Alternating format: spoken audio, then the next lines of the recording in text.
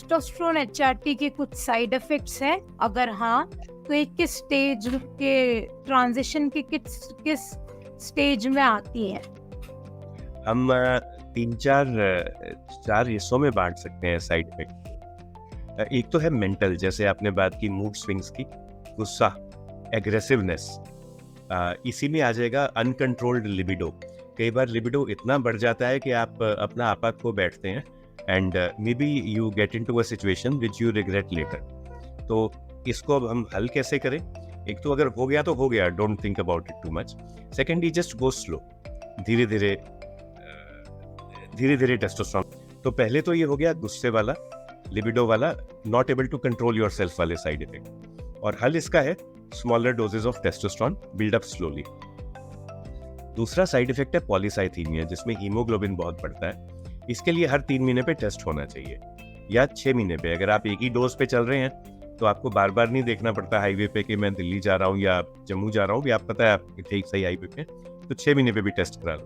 पर अगर आप दवाई बदल रहे हैं, आपको आशंका है कि रिपोर्ट बदल सकती है मेरी, या आपको आशा है कि रिपोर्ट बदल सकती है मेरी, तो जल्दी टेस्ट करवा लें 3 मंथ्स में, कभी कभी 1.5 महीने पे भी हम करवाते हैं। तीसरे साइड इफेक्ट है वो मेडिकल, जो हमने बात की, high blood pressure, obstructive sleep apnoea. तो वो साल में एक बार सभी के लिए टेस्ट जरूरी है। वे अपना ग्लूकोज, बीपी, कोलेस्ट्रॉल सब चेक करवाए। वो अगर हाई आएगा, वो मिड लाइफ का हिस्सा ही बन गया अब इंडिया में। तो चाहे सिसजेंडर हो चाहे ट्रांसजेंडर, अगर आपको कोलेस्ट्रॉल की दवाई लेनी पड़ रही है 40 साल के बाद, तो ले लें।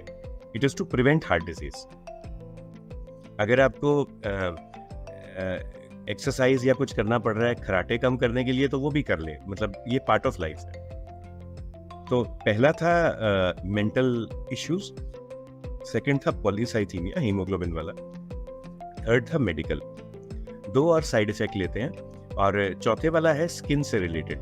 तो कई बार हमारे ट्रांसजेंडर लड़के जो हैं वो परेशान होते हैं कि एक्नी आ गई, पिंपल्स आ गए, और या बाल जाने शुरू हो गए यहाँ से, तो उसका एक न्यू डिस्फोरिया क्रिएट हो जाता है।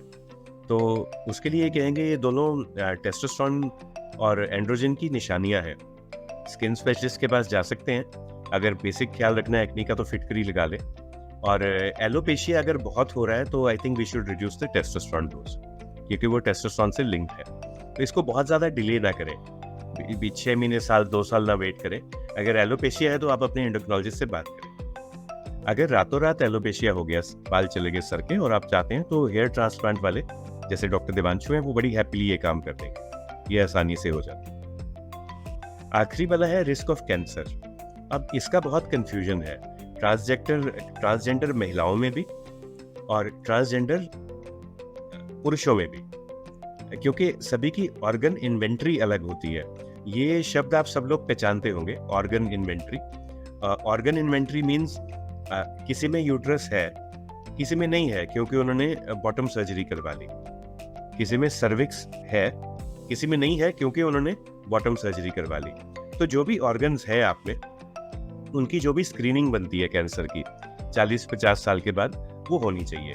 बट वो इसलिए नहीं हो रही कि आप ट्रांसजेंडर हैं, ट्रांसजेंडर व्यक्ति हैं, वो इसलिए हो रही है क्योंकि आप 50 साल के हो गए हैं, तो वो सभी की होगी। तो वो थोड़ा सा ग्रे जोन है, but we should be aware of that. ये this is not a side effect of testosterone कि कैंसर हो रहा है, बिल्कुल भी साइड इफेक्ट नहीं है। इट इज जस्ट कि जो ट्रांसजेंडर पुरुष है वो भूल जाते हैं कभी कभी 5, 10, 15 साल के बाद कि मेरी ऑर्गन इन्वेंट्री क्या थी। और क्योंकि मेरे दिमाग में नहीं आएगा कि ये ऑर्गन्स हैं मेरी बॉडी में, तो फिर मैं उनके टेस्ट क्यों करवाने लगा। तो वो बस आपको याद रखना है when you reach middle age.